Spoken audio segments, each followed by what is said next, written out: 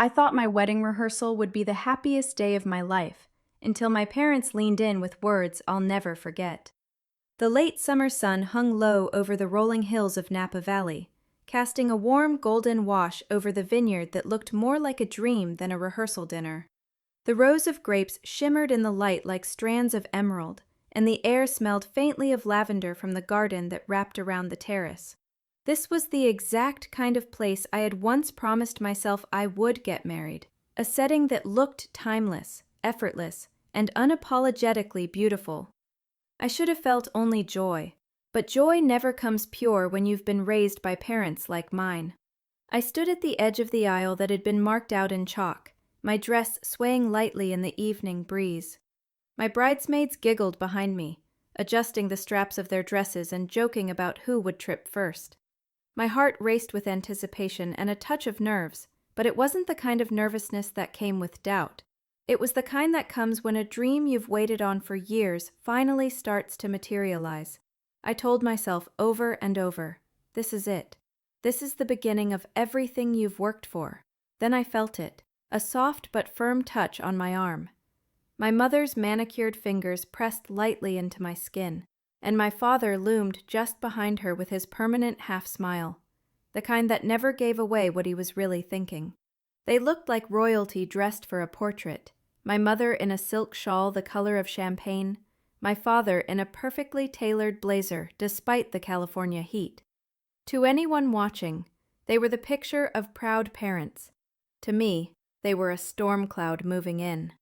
My mother leaned in close, her perfume sharp and familiar, the kind of scent that clung to every memory of childhood lectures and public corrections.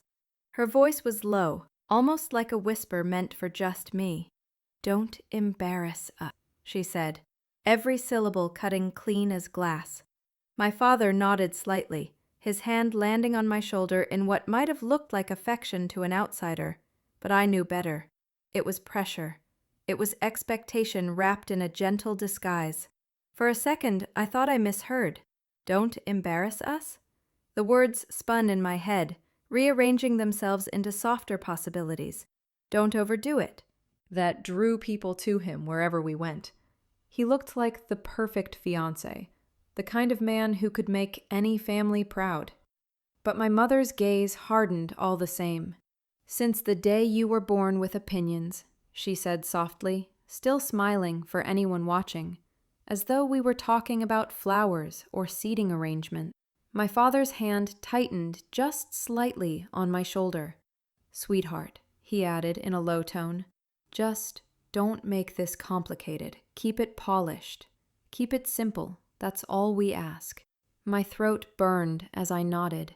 What else could I do? Guests milled around us. The photographer was snapping test shots. The coordinator waved at us to get into place. There was no room for defiance. Not here, not yet. So I tucked their warning deep inside me like a secret bruise, unseen but throbbing, and forced my focus back to the rehearsal. Ethan stepped into place at the archway covered in white roses, his eyes catching mine instantly. He smiled, warm and steady, the kind of smile that always made me feel like I had a home no matter where I stood.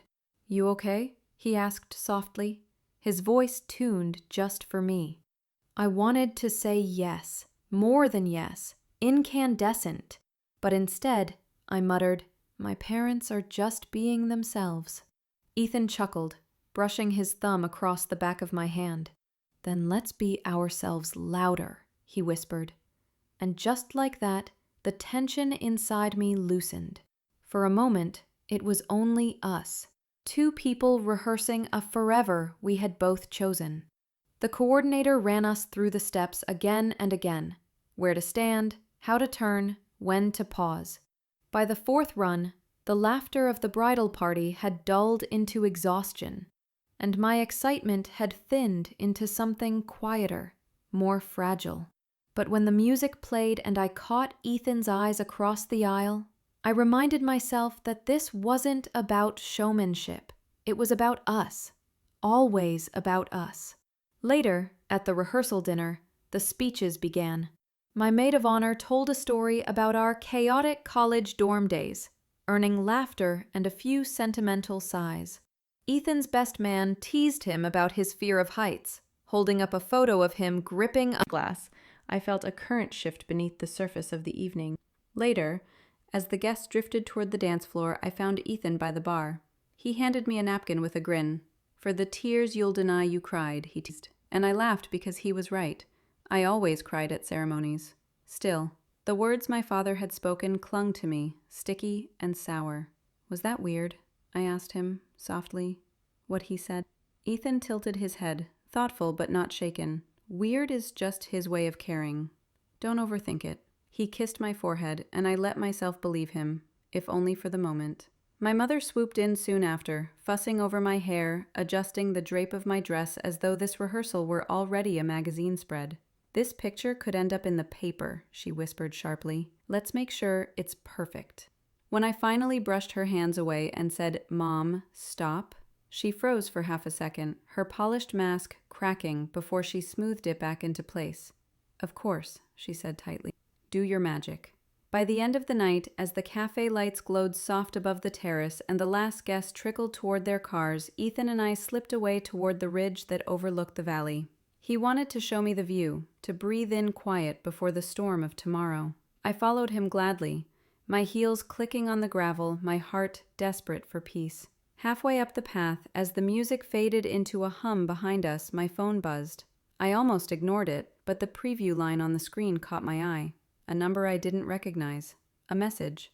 It read, "You deserve to know the truth before you say yes." My breath caught. My pulse slammed against my ribs. At first, I laughed it off. Some cruel prank, I told myself. But when I opened the message, the first photo that appeared made my knees nearly buckle, and suddenly tomorrow no longer looked like a promise. It looked like a threat. My parents never wanted a daughter. They wanted a display piece. On the ridge above the vineyard, the sky looked clean enough to drink, and Ethan's hand was still wrapped around mine when that message detonated in my palm. A number I didn't recognize, a link threaded to a sentence that felt like a courtroom verdict. I saw enough in the first photo to feel the ground tilt, but I didn't let myself fall. I tucked the phone against the version of perfection, came with rules that had their own door codes. We ate at 6, not because anyone was hungry, but because order had to be fed. We ironed napkins on Sundays, learning crease and edge the way other kids learned lullabies. If I cried, my mother would offer a tissue and a quiet lesson about tone, reminding me that feelings were like weeds you kept in the side yard. My father took me to charity luncheons, where he taught me how to make adults feel seen without ever showing them myself. "It's a skill," he would say, proud, as I practiced smiling with my teeth and not my whole face. I learned early that the opposite of embarrassment wasn't pride. It was invisibility dressed in pearls. School was a theater where I performed a character my parents had written. Honors classes, 2 sports, piano, debate, a resume stitched together with the tidy thread of promising. When I won, my mother put the ribbon on the mantle and dusted it. When I lost, my father reset the goals like I was a thermostat. I remember standing on our front steps after a choir audition I hadn't made, shoulders squared, cheeks prickling with heat. "Don't make it a scene," my mother murmured when she saw the tears gather. "You can cry in your room." I went upstairs and counted the beats between breaths, 20 in and 20 out, until the shame shrank enough to fit inside a drawer. That was the year I stopped singing in the car. If I pushed back, even gently, the ground moved under me. At 13, I asked to cut my hair short, a cute, angular crop that felt like a fresh page. My mother booked an elegant trim, then guided the stylist's hand with a smile that never reached her eyes. At 16, I wanted to wear red to homecoming. She bought navy and called it timeless. At 19, I changed my major from economics to literature, and she sent me an article about starving artists, annotated with yellow highlights. She didn't say, "Don't embarrass us," then, but the phrase lived under every sentence. And every time I swallowed what I wanted, they rewarded me with praise so polished it almost reflected me back. Some daughters rebel in eyeliner and late-night exits. I rebelled quietly, in the margins. I wrote essays that sounded like me and turned them in under the softest voice I could manage. I fell in love with books that refused. He liked that I had a spine, which is precisely why the wedding, the one time I wanted to be extravagant with my truth, had begun to feel like a museum curated by my parents. The venue was approved because the photos will age well. The dress was classic, which meant I was gently steered away from the one with sleeves I adored. The menu became an inventory of what would impress donors my father insisted on inviting. When I suggested writing our own vows, my mother said, "You can, of course, but keep them brief. There's a rhythm to these things." The florist's mock-up was labeled tasteful and came with a postscript from my mother. "Please no wildflowers, they read young."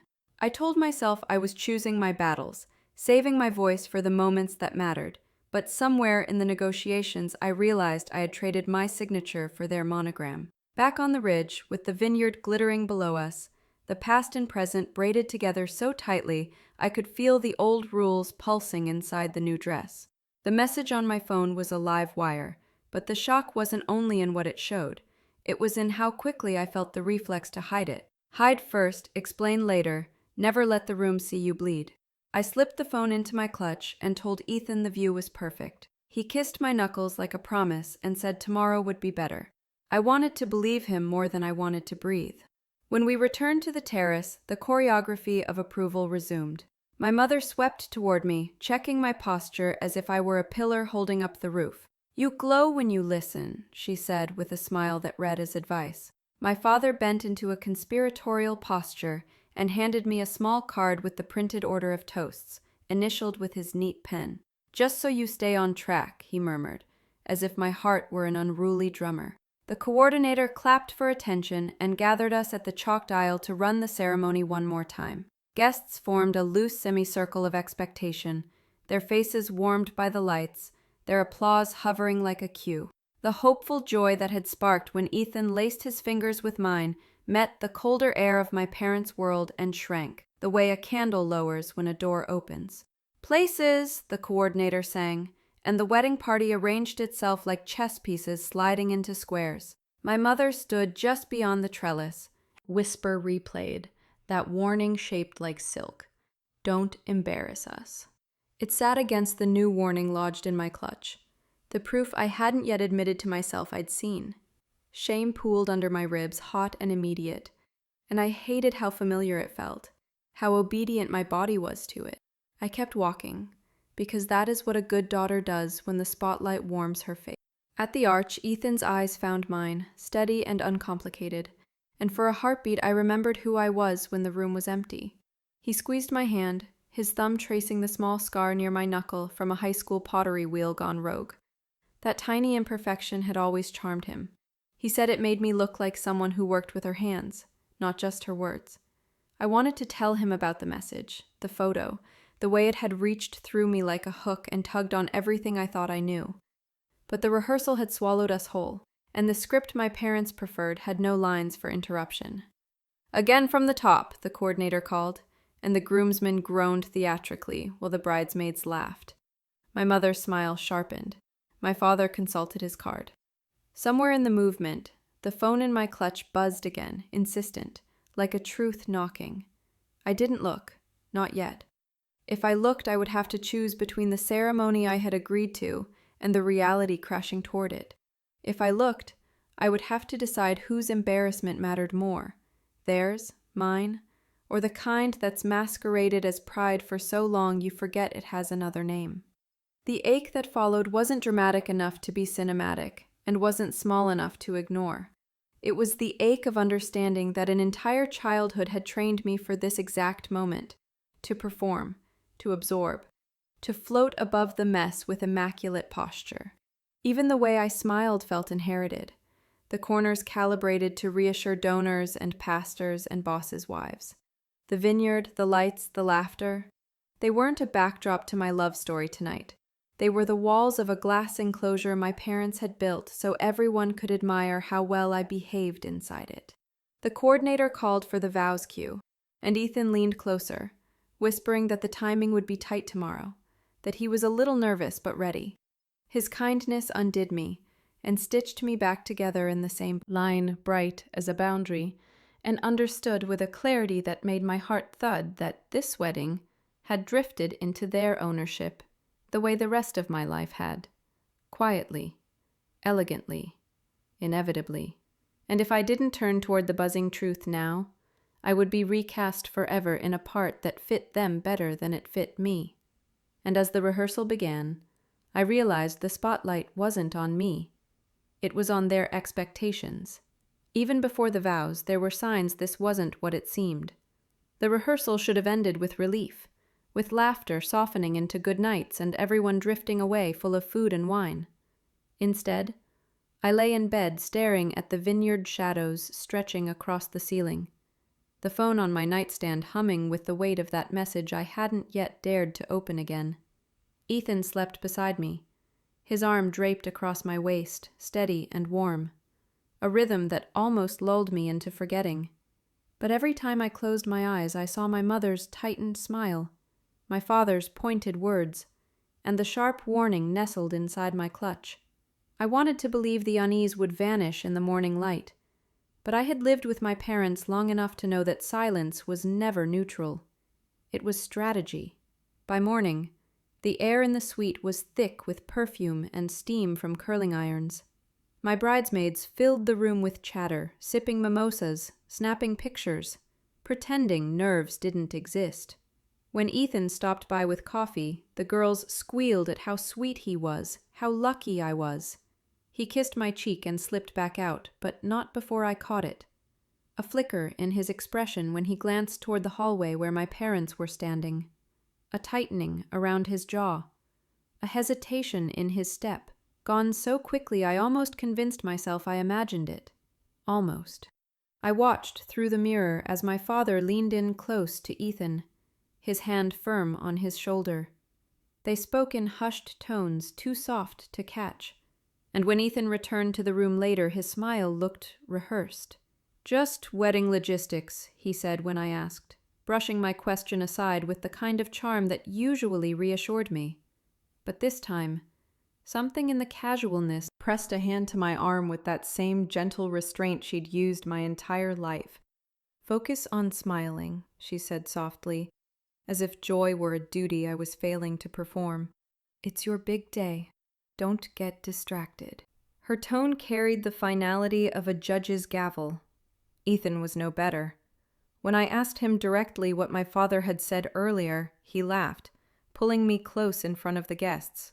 "Baby, he was just making sure I take care of you. That's what dads do." His voice was smooth, convincing, but I saw the way his eyes darted away before settling back on mine. I wanted to push harder, but he kissed my forehead, and the crowd around us cheered like they were watching a performance. Once again, I let myself be folded back into the script. But the script had cracks. During the reception walkthrough, I caught Ethan and my father speaking in the corner of the terrace, both leaning in close, the kind of posture that suggested secrets instead of logistics. Ethan's hands were in his pockets, his head tilted slightly down, while my father gestured in short, sharp motions. When I approached, both straightened instantly, wearing smiles so forced they could have been cut from cardboard. "Just ironing out details," Ethan said quickly, looping his arm through mine. My father gave a tight nod and excused himself before I could ask more. I carried that unease like a stone in my chest through the entire evening. Guests toasted to us, laughter ricocheted across the vineyard, but my smile was beginning to ache. Every whispered fragment I caught only sharpened the edges. Arrangements, finances, inheritance. These weren't the words of love stories. These were the words of contracts, of transactions. My parents had raised me on the doctrine of perfection, on the importance of appearances, but I had never stopped to consider what they were willing to trade in order to secure those appearances. When the rehearsal dinner plates were cleared, and the string lights glowed like fireflies above us, I slipped away to breathe. I told Ethan I needed the restroom, but instead I wandered toward the far end of the terrace, where shadows pooled beneath the trellis. That's when I saw it. My father stood near the judge, a family acquaintance, someone my parents had insisted perform the ceremony. Marriage. It was about them, about control, about something bigger than vows or promises. I stood frozen in the shadows, the cool night air pressing against my skin, my pulse pounding loud enough to drown out the laughter in the distance. My entire life I had been trained to perform under their spotlight, to smile when commanded, to play the part of the perfect daughter. But in that moment, watching an envelope slip from my father's hand into the judge's pocket, I realized the stakes were no longer just appearances. Something deeper, darker, was moving beneath the surface of this wedding. And when my father turned, catching my eyes in the half-dark, my heart skipped so hard it felt like a warning bell, because I knew he had seen me watching. Every toast, every smile, every photo felt rehearsed, but not for me. The envelope exchange burned in my mind like an after-image. Even as I rejoined the party, nodding at cousins and thanking bridesmaids for their jokes, my pulse hadn't steadied. My father's quick glance when he saw me in the shadows, the way the judge had tucked the envelope away without hesitation, it was all too deliberate to dismiss. And yet, when Ethan slipped his arm around my waist and asked if I was having fun, I forced my lips into a smile. That had always been the rule. Smile first, speak later. The rehearsal wound on like a play performed for an audience that had already bought tickets. Every toast was perfectly timed, every anecdote carefully scrubbed of anything too raw, too real. My maid of honor told the story of our college years, but skipped the nights I cried on her floor, shaking from exhaustion. Ethan's best man recounted his quirky habits, but avoided the tension he'd seen flare between Ethan and me during the early months of engagement. Even my father's speech, smooth as polished marble, was more about legacy than love. And through it all, my parents watched me like directors on opening night, signaling when to laugh, when to tilt my chin, when to clasp Ethan's hand in front of the crowd. My mother's voice brushed my ear more than once. Straighten your back. Smile wider. Don't sip too quickly. To the room, I was radiant. To my insisted officiate, had a stiff smile that never quite softened, his eyes darting whenever my parents drew near. During one toast, as my father leaned over to whisper something in his ear, the judge's knuckles whitened around his glass. He nodded, forced, then excused himself to the bar. I followed him with my gaze, but my mother's voice jolted me back. "Smile," she reminded, her fingernails pressing gently against my arm. By dessert, I could barely taste the lemon cake. I watched the choreography of the evening continue, every detail orchestrated. Who sat where, who stood when, who clinked their glass. My parents' world was a stage, and every guest was cast. Only I didn't recognize myself in the role they had given me. I wasn't the glowing bride-to-be. I was the product of their planning, their ambitions stitched into lace and vows. The moment of collapse nearly came during the final rehearsal of the vows. The coordinator asked Ethan and me to practice our lines with the judge standing between us. My palms were slick as I spoke the words I had written, pared down to 3 minutes as instructed. My voice caught at the end, because the words were mine, the only part of this wedding that felt uncorrupted. Ethan repeated his, but his delivery was strangely flat, his gaze not locking with mine. I wanted to grab him, to shake him, to demand he be present. But all I managed was another smile, my mother's approval glowing like a warning light in the corner of my vision. When the applause faded, the judge stepped forward. His expression wasn't celebratory. It was grim. He held my hand longer than was customary, his thumb pressing into my palm like he was trying to communicate something without words. His eyes flicked toward my parents, then back to me, heavy with meaning I couldn't decipher. I spent the next half hour distracted, moving through conversations with a blurred awareness, replaying that grip, that look. Something about it told me he was carrying more than the script of our ceremony. He looked like a man who had agreed to play a role but no longer trusted the ending. As the rehearsal closed and the guests gathered their coats, I caught him watching me again. His jaw tightened, as if he was working up the say, but his face made my stomach knot. This wasn't small talk. This wasn't formality. His expression carried the weight of something heavier, something dangerous. And then, the judge called me aside with an expression I'll never forget. When a judge tells you to read the fine print, you listen. The air outside the terrace was cooler, sharper, as though the vineyard itself had shifted into silence.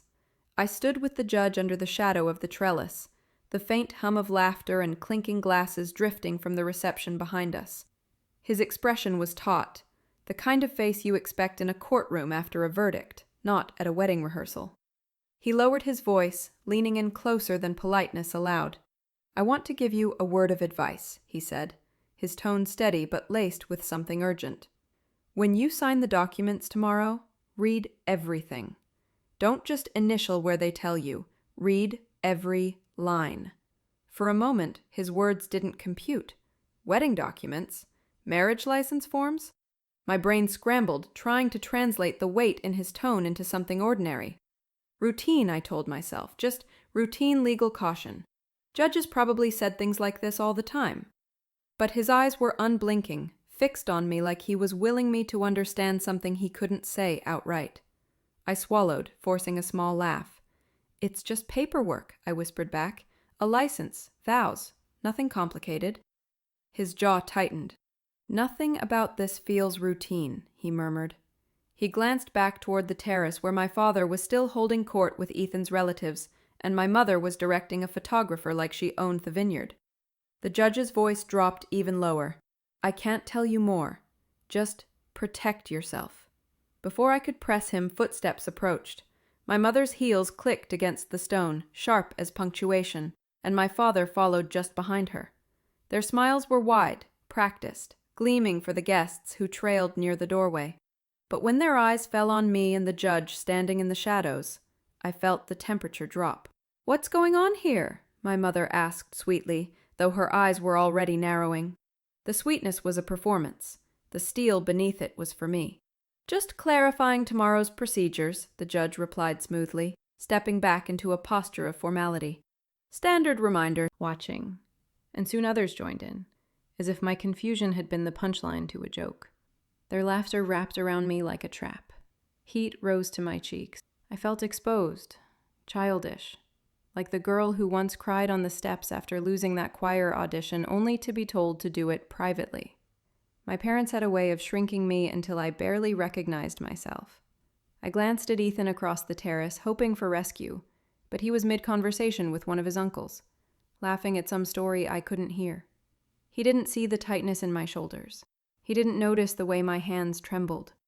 Or maybe he chose not to. The judge excused himself with a polite nod, his gaze lingering on me just long enough to leave a question lodged in my chest. "Protect yourself. Read every line." The words echoed, but already the moment was slipping away, smoothed over by my parents' easy charm and the guests' oblivious chatter. My mother's hand slipped into the crook of my arm, guiding me back toward the center of the terrace. "There now," her voice low enough that only I could hear. "No need to overthink.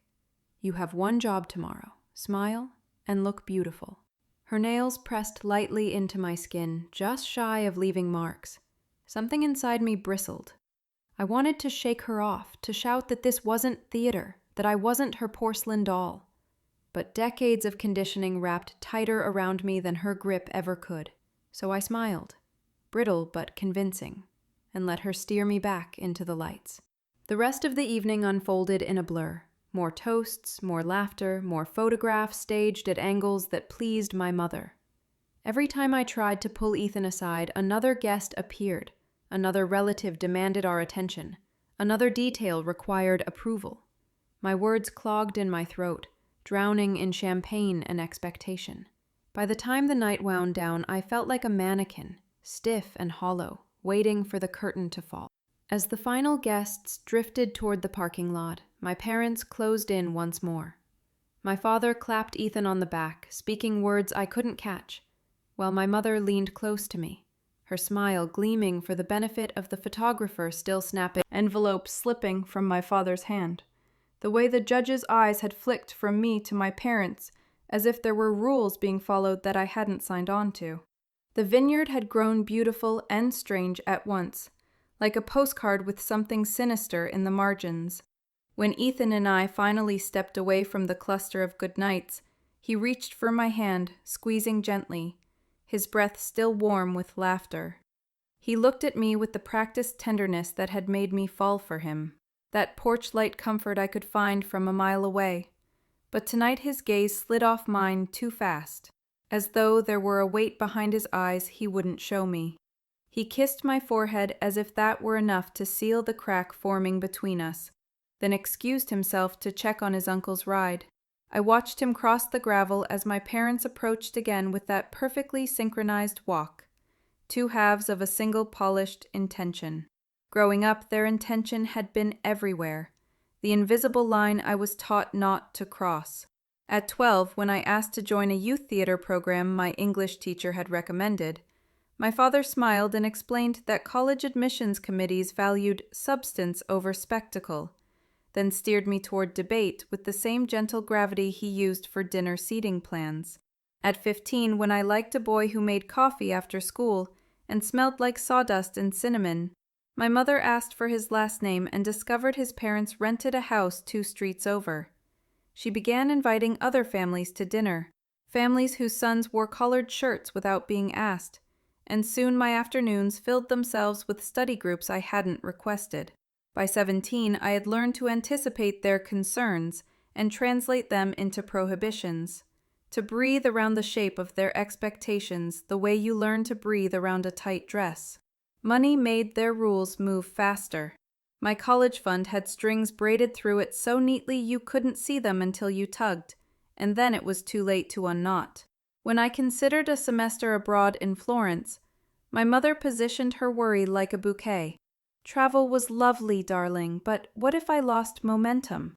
What if I missed an internship that would lead to the right connections? And besides, Italy was damp in the winter, wasn't it? And mold was terrible for asthma I didn't actually have. After the meeting, shoulders, ensuring I stood exactly where they wanted me. Even my friendships had been curated. In high school, after a friend confessed an eating disorder to me one whisper-heavy night, I asked my mother how to help, and she told me to be kind, but to guard our reputation. And by the end of the month, I found myself spending weekends with a different group of girls who wore off-white sweaters and said the word wholesome as if it were a brand.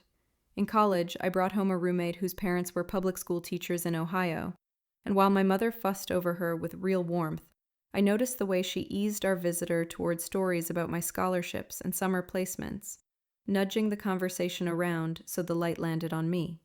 Kindness in our house traveled on rails toward a specific destination.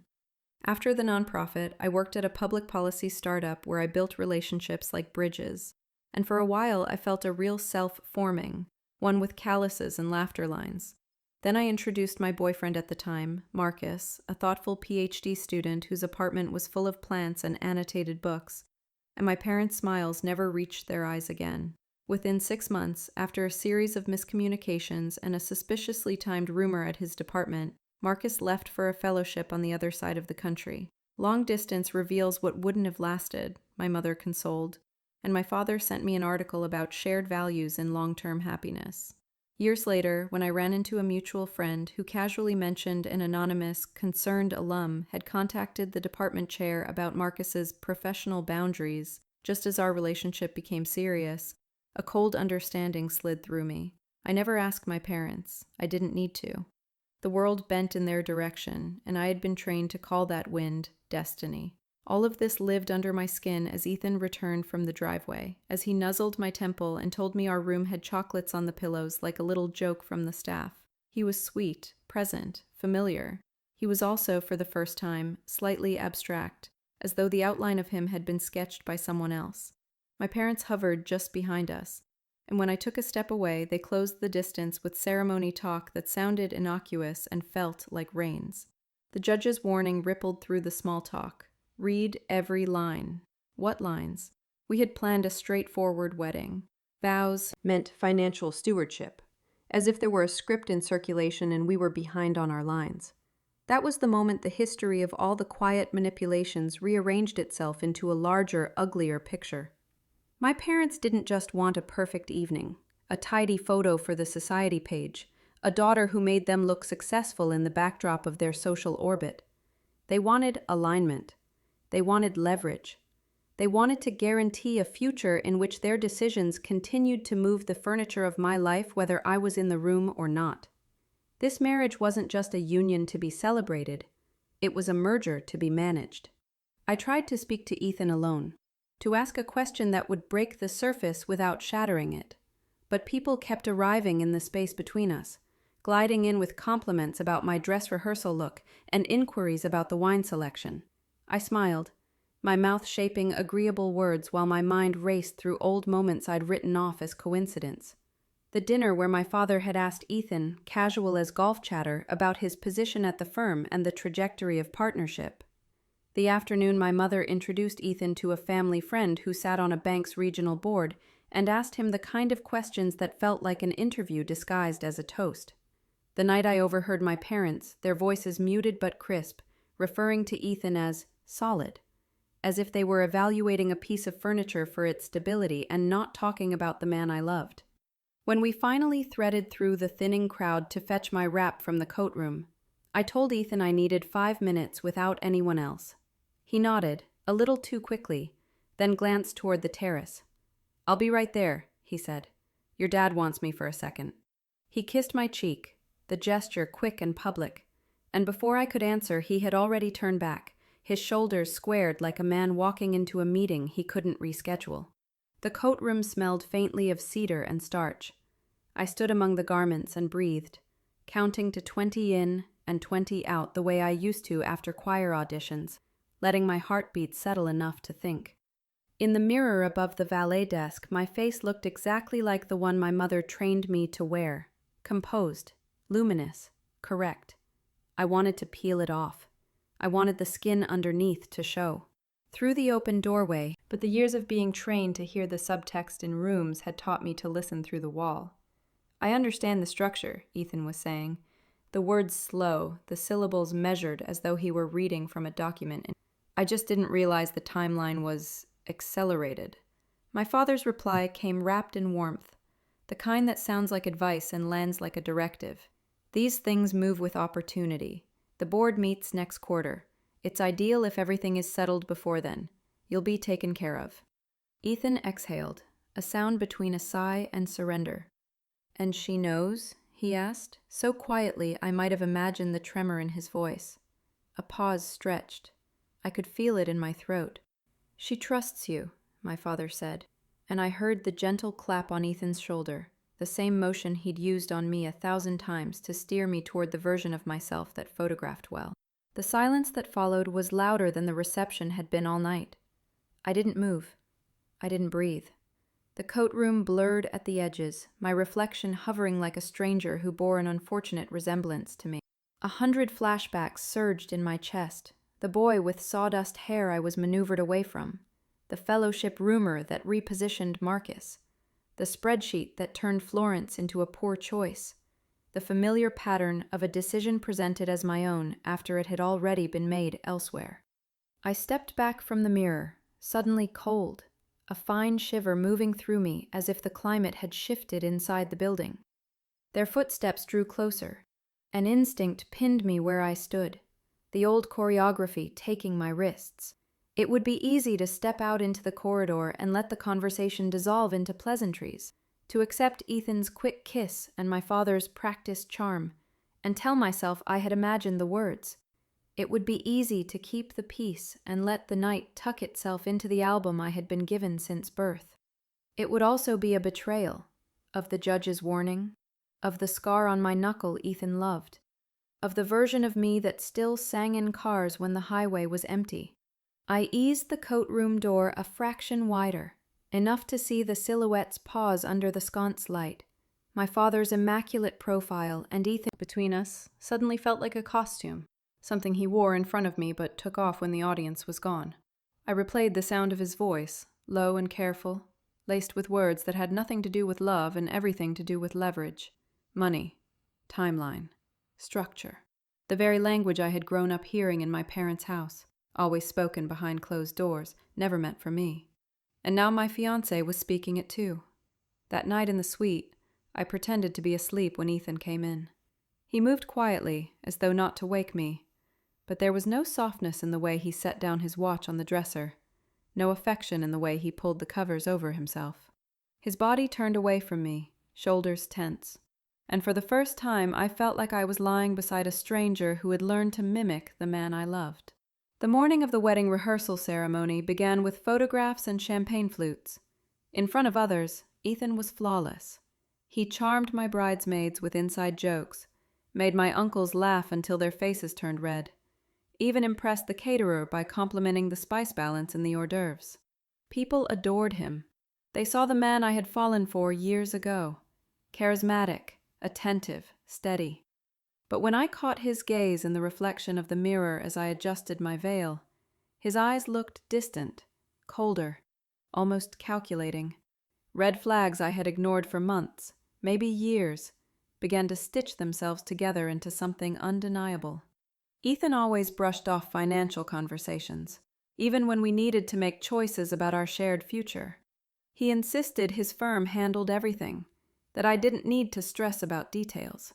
Whenever I asked about accounts or planning, he would kiss me quickly, distract me with a dinner reservation, or joke that I was becoming like my father. I thought he was protecting me from stress. Now I wondered if he was protecting himself from scrutiny. The documents he carried so easily came back to me, the ones he wouldn't let me glance at when I walked into the room. I remembered the night he quickly shut his laptop when I entered, smiling too quickly, saying he was just wrapping up a case when I hadn't even asked.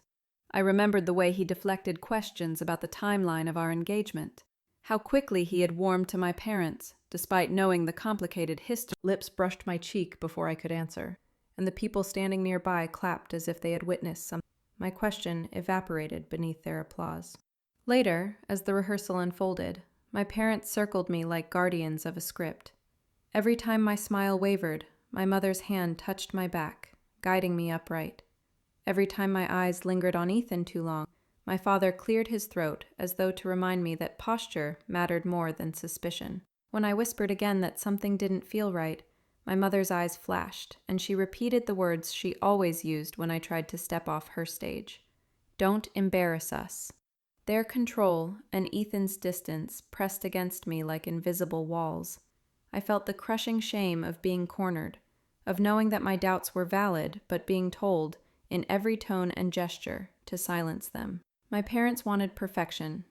Ethan wanted compliance. And me? I wanted truth, even if it tore down everything they had built around me. As the evening settled, the officiant, the judge who had already warned me once, gathered us for the official rehearsal of the vows. He stood before the group, his expression as stiff as ever, but when his gaze landed on me, I saw something flicker, a quiet urgency, a silent plea. My heart hammered as I stepped into place beside Ethan, the lace of my dress brushing the floor. The guests quieted. My parents stood proudly to the side, their arms linked, their smiles radiant. Ethan clasped my hand, his palm warm but his grip too firm, more like an anchor than a comfort. I tried to breathe, tried to focus on the words I had written, the vows that were supposed to mean something real. But before I could even begin, the judge cleared his throat. The sound cut through the air like a gavel. Conversations stilled. Laughter faded, and every face turned toward him. His hand tightened on the papers he held, his expression unreadable, his voice steady but heavy with something unsaid. And when the judge cleared his throat to read aloud, the room fell silent. Sometimes, the truth hides in the very words you didn't read. The judge's throat cleared again, sharp enough to cut through the chatter that still lingered after dinner. Every eye turned toward him, the hush settling like dust across the terrace. I stood beside Ethan under the trellis, my hand. Given the unusual nature of these documents, I feel compelled to read them aloud. I frowned. Provisions? Documents? We hadn't planned a reading of anything beyond our vows. Guests leaned in, curious. A few cousins exchanged puzzled looks, their wine glasses hovering mid-air. Ethan's smile froze, too sharp at the edges. My father gave a subtle shake of his head, but the judge ignored it. He began to read. At first, the words sounded like the legal jargon I had expected. License confirmation, formal recognition of union, registration clauses. But then the phrasing shifted. My pulse quickened as he continued, each sentence sinking deeper into my bones.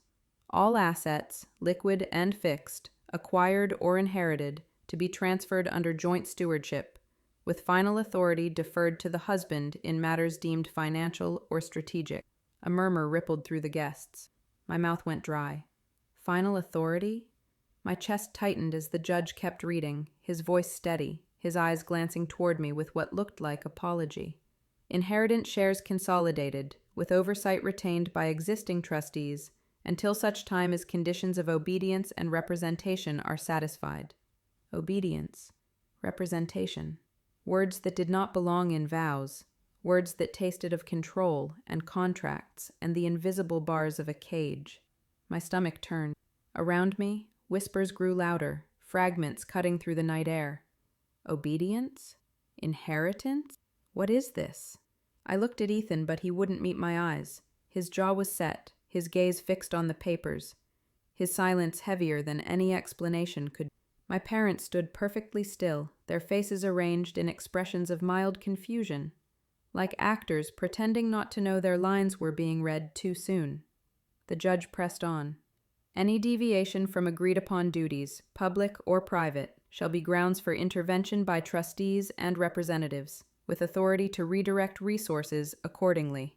The world spun. Duties. Intervention. Trustee. This wasn't a marriage license.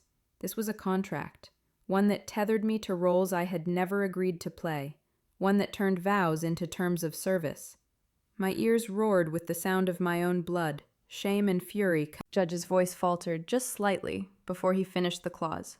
The bride hereafter referenced is bound by agreement through implied consent and prior documentation submitted to the trustees. My breath caught. Implied consent? Prior documentation? I hadn't signed anything beyond the license application we filled out together. Panic surged as I scanned the crowd. Guests were whispering fiercely now, some leaning toward each other with alarm, others simply staring at me, pity flickering in their eyes. I wanted to shout, to demand an explanation, but my throat locked. My mother stepped forward, her laugh light and cutting, designed to soothe the audience. "Really, is this necessary?" she said, directing her words to the judge. "Legal documents always sound more severe than they are. This is routine language, nothing more." But her eyes flicked to me for the briefest second, sharp, warning, the same look she had given when I dared to resist as a child. Don't speak. Don't challenge. Don't embarrass us. Ethan finally turned his head, but only slightly, his voice low enough for me alone. "It's fine. It's just standard. Don't make it a scene." His words, the same dismissal my parents had used my whole life, sliced deeper than any clause could. The judge hesitated, then lowered the papers, but not before his gaze found mine again. His eyes carried the weight of the warning he had tried to give me. Read every line. He had done what he could. The rest was up to me. The whispers swelled, guests shifting uncomfortably, suspicion growing. My mother glided forward, addressing the crowd with elegance. "Please, let's not overthink. Every marriage has legal terms, financial matters, boring technicalities. Tonight is about joy. Let's toast to that." My father raised his glass quickly, echoing her words with a laugh. The performance might have worked. The crowd might have been soothed, if not for the last page still in the judge's hand. He glanced down at it, then back up, his face pale. Slowly, he read the final line aloud, his voice heavy. "All provisions herein are tied directly to the bride, identified by full legal name, affixed by signature and acknowledgement." My stomach dropped. My eyes locked on the page, and there it was. My name. My full name in ink beneath words I had never seen, never weakened. I clutched the edge of the trellis to keep myself upright, the lace of my dress catching on a nail. A rush of whispers crackled through the crowd. She didn't know? How could this happen? Is that legal? The question stung, but none more than the one that ricocheted inside my own chest. How did they get my signature? Panic surged as I replayed the last months in my head, searching for the moment the trap had been set. I remembered the afternoon my mother slid a stack of papers across the kitchen island, telling me they were caterer contracts. Just preliminary things, she had said, her tone casual, her nails tapping against the page as she pointed to where I should initial. I hadn't read them closely. I was late for a work call, and she had pressed for efficiency. I signed. I remembered the night my father brought me tea in my study, sliding a file in front of me with a smile. Just insurance confirmations, he murmured, while I scribbled my name absent-mindedly between emails. I signed. The flashbacks multiplied. All those times my parents had made my name feel like a formality, a flourish, a rubber stamp on decisions they had already orchestrated. I had been raised to trust their documents, their explanations, their assurances that everything was standard. And now my trust stared back at me in black ink, binding me to a contract I had never chosen. My chest heaved, my eyes burning as I turned toward Ethan, desperate for denial, for the one man who should have been my shield against them. "Did you know about this?" I whispered, my voice sharp and trembling. His gaze didn't meet mine. He shifted slightly, his hand tightening on mine, not to reassure but to restrain, to keep me composed under the audience's eyes. The silence that followed was an answer I didn't want. The judge lowered the papers, his expression tight with discomfort, as though he had stepped too far but could not take it back. My parents moved instantly into performance mode. My mother laughed, the sound sharp enough to slice the tension. "Darling, don't look so shocked. These are technicalities, wealth management, nothing to do with love." Wealth management, technicalities. She said the words as if obedience clauses and forfeited inheritance shares were no different than choosing table linens. My father raised his glass, trying to recast the moment with charm. "We protect what we build, that's all. No me." But this was darker, thicker, suffocating. And Ethan, the man I thought would step between me and their control, stood still, his silence deafening. The judge tried once more, his voice hesitant. "Perhaps we should pause until the bride has reviewed." But my mother cut him off, her smile sharp. "There is no need. Everything is in order. We don't want to ruin this evening with legalese." Her words landed like a command, silencing him, but not me. My heart thundered as I turned to Ethan again. My voice shook. "You knew, didn't you?" Finally, he looked at me, not with guilt, not with apology, but with the cool, measured expression of a man caught between masks. He didn't answer, he didn't deny it, he didn't reach for me with the warmth that had once been our foundation. Instead, he let the silence speak, let the whispers grow, let my parents' narrative eclipse my voice. Guests shifted uncomfortably, some whispering prayers, others raising brows. My bridesmaids stared at me with wide, horrified eyes, one of them mouthing, "Say something." But my throat felt paralyzed. I remembered every red flag I had buried under rationalizations. The closed laptop, the brushed-off questions, the way Ethan had melted seamlessly into my parents' world, never challenging their control, never defending me when they dictated decisions. The man I thought loved me for who I was had loved me only as far as I fit their plan. The crushing shame pressed harder. I was not just betrayed. I was exposed. Stripped bare in front of every person I knew, my life turned into a contract I had never written. My name turned into ink I had never given. And then, as the whispers peaked, as I looked to Ethan one final time, praying for even a flicker of truth, he turned his head toward me. His lips curled, just slightly. Not in apology, not in regret, but in a smile. Cool, calculated, complicit. And when I turned to my fiancé for answers, he only smiled. My rehearsal turned into a courtroom without walls. The terrace no longer felt like a wedding venue. The string lights above our heads glowed too harshly, like interrogation lamps, and every guest's face seemed to blur into a jury's bench. My parents stood tall at the center, their expressions rehearsed, their words polished, while I shook under hands as though to calm a restless audience. "No one forged anything. You signed. You may not remember, but you did. This is nothing more than legal housekeeping. A daughter should feel secure knowing her future is stable." Stable. That word landed like a stone. They weren't talking about love or unity. They were talking about control. Theirs. Ethan finally spoke, his voice smooth, controlled, like he had prepared for this moment. "This isn't what it looks like," he said firmly.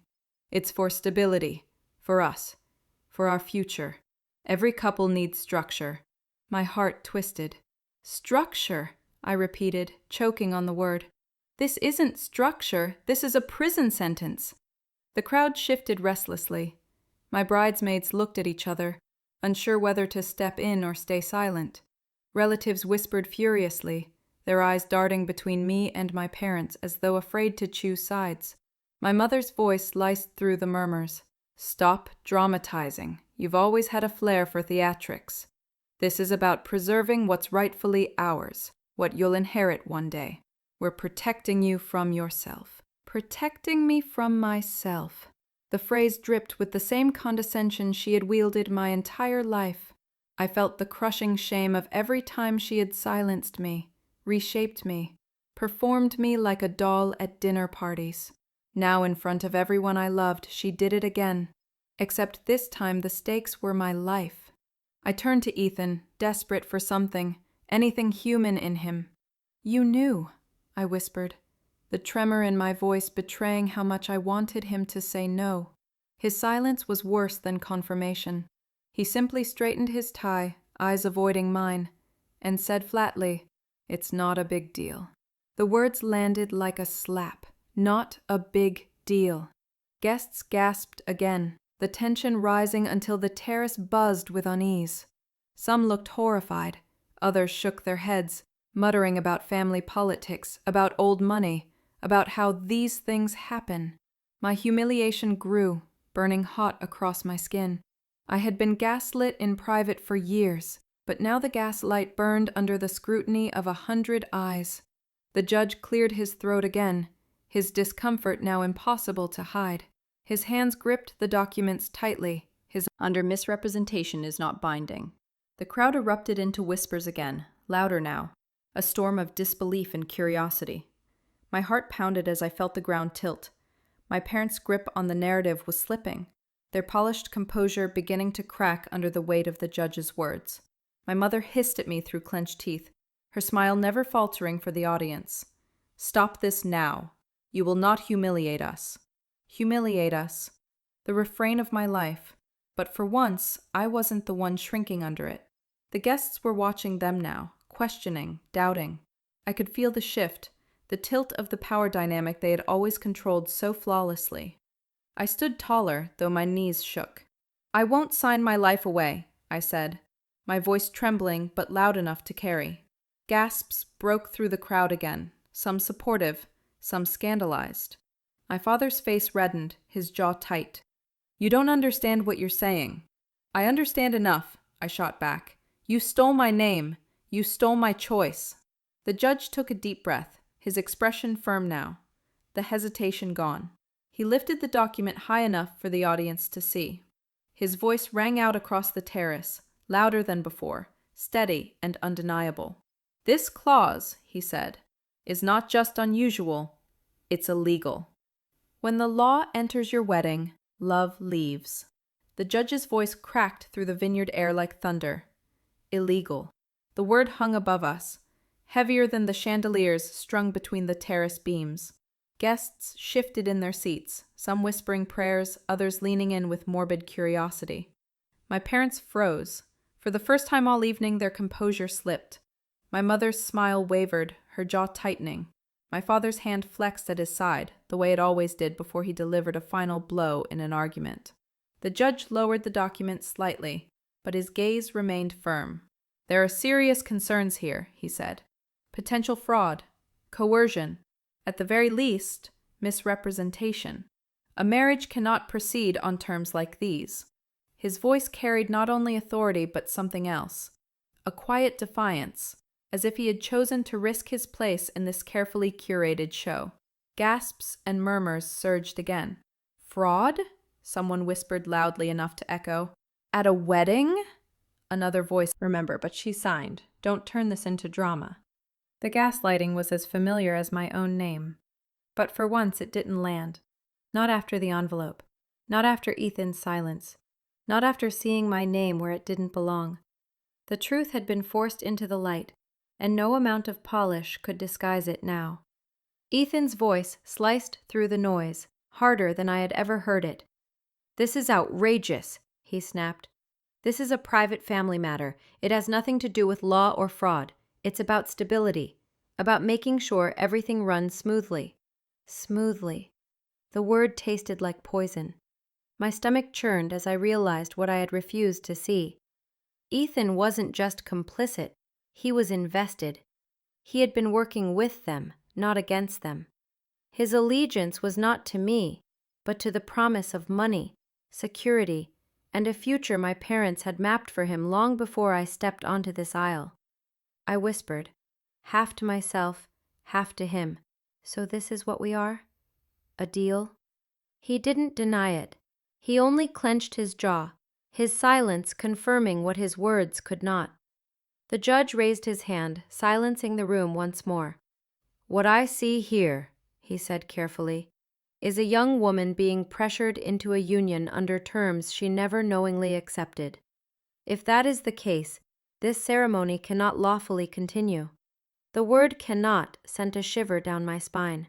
The crowd buzzed, fragments of disbelief flying across the terrace. She didn't know? Is this marriage even real? What happens now? My mother moved quickly, her nails digging into my arm as she leaned close, her whisper laced with venom. "Smile. Hold your tongue. You will not ruin us with hysterics." Her grip burned, but her words slid off this time.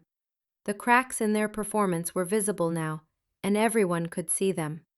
I looked at the judge, my throat tight, my pulse loud in my ears. The puzzle pieces fell into place with a cruel, clear click. The inheritance clauses, the trustees, the silence Ethan wrapped around himself whenever I asked about money. This wasn't about love. It wasn't even about appearances anymore. It was about ownership. My life, my choices, my voice Tightened. My father's eyes narrowed. Ethan's face hardened. Guests leaned in, whispering furiously. The lights above us flickered slightly in the summer breeze, as though even the universe was waiting for my answer. But then, the judge asked the question that froze me. "Do you want to proceed or stop this now?" For the first time, I realized I had a choice. The judge's question split the evening in half, a clean blade carving through lace and champagne, through laughter rehearsed for cameras. Proceed or stop this now. The words didn't just land in my ears, they cracked open the foundation of my entire life. For years, I had been told I had no choice. My parents made decisions before I could form questions. They chose my schools, my clothes, my friends. They approved or rejected every boy I brought home. They convinced me that protection was the same thing as love, that obedience was dignity, that silence was grace. Even Ethan, the man I thought had been my rebellion against them, had folded into their design with frightening ease. Now, the judge was giving me something I had never been offered before: permission to decide. But deciding meant consequences. If I said no, I wouldn't just be rejecting Ethan. I'd be tearing down the performance my parents had curated for decades. I would humiliate them in front of everyone who mattered to them. In their world, image was currency, and I'd bankrupt them with one word. If I said yes, I would disappear. Not slowly, as I had been disappearing piece by piece for years, but all at once. My name already sat on papers I hadn't signed. My future already carried conditions I hadn't agreed to. If I walked forward, I would walk into a life built by everyone but me. My chest tightened. My mother leaned in, her nails grazing my wrist with practiced subtlety. "Do not humiliate us," she whispered, her voice low enough for only me. My father echoed the sentiment in a quieter, harder tone. "Be sensible. Do not make a scene." Ethan's voice followed, softer, smoother, designed to calm. "Baby," he said, "don't let them get in your head. This is nothing. Just legal language. I love you. You love me. We can work through this tomorrow." Tomorrow. Always tomorrow. Always later. Bridesmaids stared at me, wide-eyed, torn between horror and hope. Cousins whispered furiously in the back row. Someone muttered, "She should run." Someone else said, "No, she'll never dare." The spotlight pressed against me. I could feel my skin heating under it. My parents believed they still had me trapped. because they had always had me. And Ethan thought his performance of love would be enough to keep me obedient. But the judge had cracked something open, and once light gets in, you can't go back to the dark. I pulled my wrist free from my mother's grip. The gesture was small, but the sound it made inside me was deafening. She stiffened, her smile faltering for a fraction of a second before reassembling itself for the crowd. My father's jaw tightened. Ethan blinked, surprised, before his mask slid back into place. For the first time, I felt my own pulse as proof I was still here. I wasn't just a daughter or a fiancée or a display piece. I was a woman, standing at the center of a life that was being decided without me, unless I decided otherwise. Ethan leaned closer, lowering his voice again, trying to cloak the urgency in affection. I love you. Don't throw this away. Don't let them win. His words were poison disguised as comfort. He wasn't asking me to choose us. He was asking me to choose them. I thought of the judge's warning. Read every line. I thought of my childhood, every line already written for me. I thought of the forged signature on the page, my name tied to obedience like a leash. I thought of the little girl I had been, silenced on the staircase after a failed choir audition, told to cry in her room so no one would see. That little girl was still inside me, but tonight she had company. The woman who finally understood that obedience is not love, and silence is not grace. The terrace buzzed again, low murmurs, shifting chairs. Everyone was waiting for me to play my part. Everyone expected the polished daughter, the compliant bride. But the script was breaking in my hands, pages falling apart, and I realized I didn't have to pick them up. The microphone sat on the stand just a few feet away. My heart pounded so loudly it drowned out the music. Everyone. And spoke. Sometimes the loudest rebellion is spoken softly. The microphone felt heavier than I expected. My hands trembled as I lifted it, but my voice, when it finally broke the silence, carried steady, even though my chest thudded with panic. The terrace, once alive with chatter and laughter, had gone so still it felt like a courtroom. I never signed that contract, I began. My voice wasn't loud, but it carried. It cut through the air sharper than any shout. I never agreed to obedience clauses. I never consented to surrendering my inheritance. I never gave up my future. My name was stolen. My choice was stolen. Gasps burst through the guests, rippling like fire across dry grass. Some people shook their heads, disbelief painted on their faces. Others looked horrified, their gazes darting between me and my parents as if the truth might scorch them for being too close. My mother surged forward, her smile stretched so wide it almost cracked. "Darling, please," she said, her voice pitched like she was speaking to a child throwing a tantrum in public. "These are technicalities. You're overwhelmed. This is your day. Don't ruin it." I steadied myself, the microphone grounding me. This was never my day. This has always been your show. From the moment I was born, every choice I've made has been reshaped to fit your image. My dresses, my friends, even the men I was allowed to love. My eyes burned, but I didn't cry. You didn't want a daughter. You wanted a puppet who looked good in photographs. The whispers swelled louder, buzzing like an approaching storm. I saw recognition in a few faces, cousins, old friends, people who had witnessed glimpses of my parents' control and were finally connecting the dots. Then I turned to Ethan. My voice lowered, but the steel in it was unmistakable. "And you knew. You worked with them. You looked me in the eyes, told me you loved me, while plotting a future where I was nothing more than a signature on your ladder to success." Ethan's face paled, but his mask returned quickly. "That's not true," he said sharply, his voice raised for the guests' benefit. "I love you. I was protecting us. You're twisting everything." I shook my head. "No, you were protecting your—" Uneasily, like they had never seen him before. Bridesmaids grabbed each other's hands, wide-eyed. The pressure on the stage shifted, the balance of power wobbling in front of everyone. My parents' masks faltered. My mother's cheeks flushed red beneath her practiced smile. My father's eyes burned with the same fury he used when business partners resisted him. For years, their disapproval had silenced me, but now their fury only exposed them. "You will stop this," my father hissed, his voice low but deadly, leaning in close enough for only me to hear. "You will put the microphone down.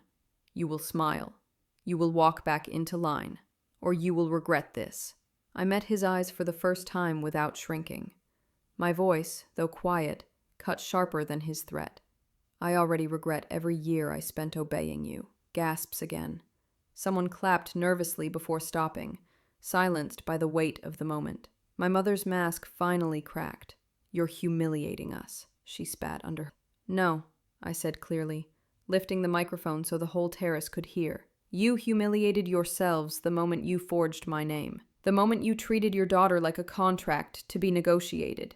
The moment you mistook control for love." The words landed heavy, undeniable. Some guests nodded, their faces twisted with sympathy. Others shook their heads, muttering about family loyalty, about scandal, but I didn't care. For the first time, I wasn't performing for them. I was speaking for me. Ethan snapped, his voice rising. "Enough! You don't understand how much was at stake. Do you think I wanted this? Do you think I enjoyed being under their scrutiny, under their control? This was about stability, about ensuring we had everything we needed." The judge interrupted him sharply. "This was about power, nothing more." The crowd buzzed louder. My father stepped forward, his fists clenched. My mother's voice shook as she tried to salvage control. "Stop this circus. Stop this embarrassment. You're destroying everything we built for you." I held the microphone tighter. "You didn't build it for me. You built it for yourselves. You built an empire out of appearances and expected me to be its crown jewel. But I am not your jewel. I am not your contract. I am not your puppet." The guests erupted again, some gasping, some whispering. "This isn't about vows or flowers. This marriage is about protecting what's left." Gasps shot through the guests. The chandeliers above seemed to tremble with the force of his words. My father's eyes blazed as he stepped closer. No longer the charming host, but a man stripped of his mask. "You think this family lives on love? We live on legacy, on name. And if this union doesn't happen, the board will rip that legacy apart." My throat tightened. "So you sold me," I whispered into the microphone, the words trembling but clear. "Not to Ethan, to debt." Whispers broke out in the crowd like cracks in glass. My father's jaw twitched. "We leveraged too much. Your grandfather's trust, the expansions, the market collapsed. If we don't consolidate now, we lose everything." The word everything echoed inside me. He wasn't talking about me, or Ethan, or even family. He was talking about wealth, about power, about survival on their terms. My mother finally stepped forward, her mask of grace cracking. "We did this for you," she insisted, her voice trembling. "To protect you, to protect us. Do you have any idea what it takes to hold a family together? The dinners, the donations, the image? I paid for stability every day of my life. Now it's your turn." "By forging my name?" I asked, my voice low but steady.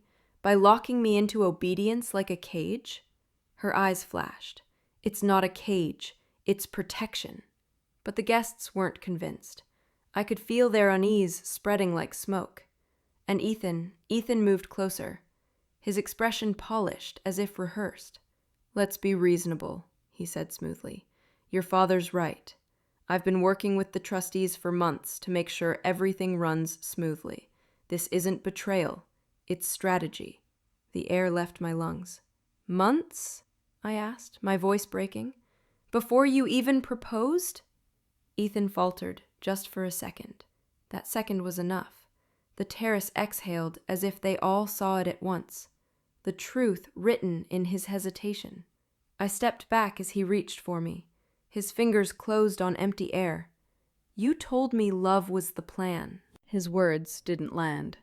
I had spent my life obeying, shrinking, smiling. Tonight, I felt the script burn to ash in my hands. I raised my chin, meeting his eyes without flinching. "You didn't build this for me," I said into the microphone. "You built it for yourselves. and I will not be your currency." The terrace fell silent. Guests stared, my mother's face flushed scarlet, my father's fists clenched. Ethan turned away to salvage his pride. And in that silence, thick, charged, endless, I felt something I had never known before. Not fear, not shame, not duty. Freedom.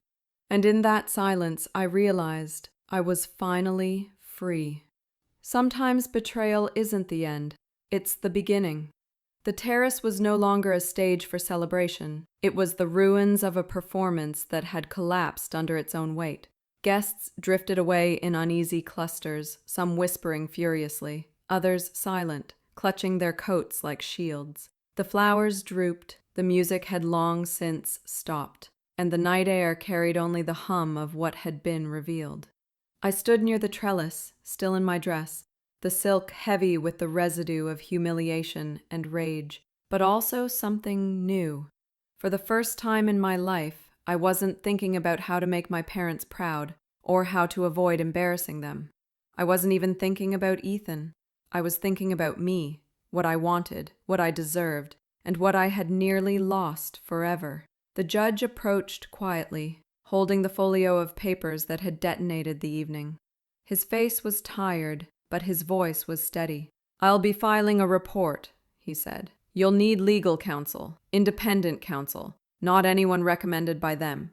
I nodded, my throat tight, gratitude catching there like a lump. "Thank you for saying it out loud," I whispered. His eyes softened. "Public is how their power breaks. You gave yourself back tonight." And with that, he left, placing his card in my hand. The small rectangle felt heavier than the bouquet I had carried earlier. That had been a prop. This was a lifeline. Soon after, my maid of honor rushed to me, her mascara smudged from tears. "I should have asked harder questions," she confessed, clutching my hands. "But I'll stand with you now, whatever." No. My parents lingered at the edge of the terrace, their faces locked into brittle masks. My mother's spine was stiff, her lips pursed, her eyes daring me to falter. My father's smile was thin and dangerous, already rehearsing how he would rewrite tonight for the papers, the board, the family. They didn't approach me, but their silence carried the promise that this wasn't over. And still, for the first time, I didn't care. I walked away from the trellis, toward the railing where the vineyard stretched out under the stars. My breath came slower now, steadier. I thought about the girl I used to be, the child who never raised her voice, the teenager who wore dresses picked by her mother, the young woman who mistook obedience for love. She had survived, and in surviving, she had handed me the chance to finally live. I thought about the woman I wanted to become, not someone's daughter, not someone's fiancée, not a pawn in anyone's legacy, but myself, independent, unapologetic, free. When I turned back toward the terrace, the ruins of the night were still scattered there. The toppled glasses, the discarded programs, the stunned silence of people who had watched a story unravel. But I no longer felt like part of those ruins. I felt like someone stepping out of them. Later, as I prepared to leave, a stranger, a guest I hadn't met before, touched my arm. She wore a navy dress, her shoes in her hand, her voice quiet but firm. "You were brave tonight. Don't let them tell you otherwise. Bravery doesn't feel like bravery when you're doing it, but afterward, you'll know." Her words landed deep, like seeds. I nodded, unable to speak. In the parking lot, a friend offered me a ride. As we drove away, I looked out the window at the vineyard fading into darkness. My parents had wanted this place to be the backdrop of their perfect story. Instead, it had become the stage of their unraveling, and my rebirth. The road stretched ahead, dark but open. I didn't know where it would lead, but for once, it was mine to choose. My life wasn't To like the video and subscribe, because your support not only helps this channel grow, it also brings you more powerful stories every week.